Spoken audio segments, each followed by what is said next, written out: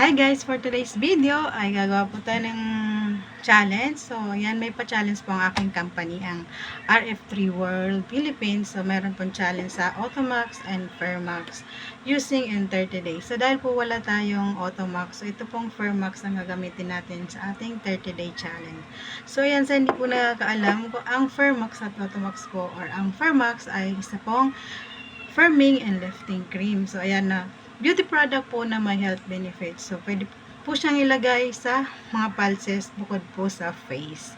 So, ayan. Sasali po tayo. So, for today, day 1 po natin, January 15, 2026. So, nasa batch 2 po tayo sasali kasi may mga gumawa na po at sila ay nasa batch 1. So, ayan, mag-apply po tayo. Ayan, natapos na tayong maligo at gumawa ng gawaing bahay. So, ayan, mag-apply po tayo.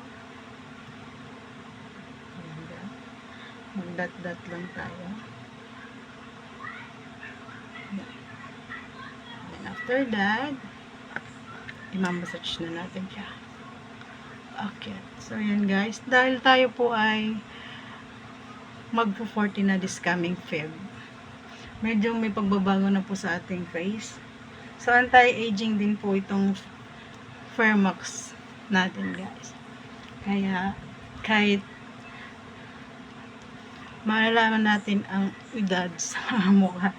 Pero minsan madadaya ka kasi anti-aging ang ating cream. Ayan. Ayan. Anahin lang natin.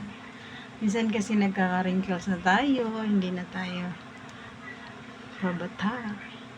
So, ayan. Tapos na tayo mag-apply ng ating. So, last 2024 po pala guys, isa tayo sa na-awardan na social media award. So, i-flex ko na lang dyan. Kasama ko sila ang aking pinsan, si Diamond Executive Ma'am Annie, Ma'am Franz, Diamond Executive din, at ang aking isa pang partner, Executive Ma'am Rosalie Tempson. So, ayan, makikita nyo po dyan ang aming picture. I-flex ko na lang kasi nasa province po yung aking trophy nung ako'y na-awardan ng social media award. So, malay natin, basta tayo sa pala rin sa challenge na to. Ayan, thank you guys for watching. Ayan, done lang ating day 1 ng pag-apply ng Fairmax cream. Thank you for watching. See you tomorrow guys.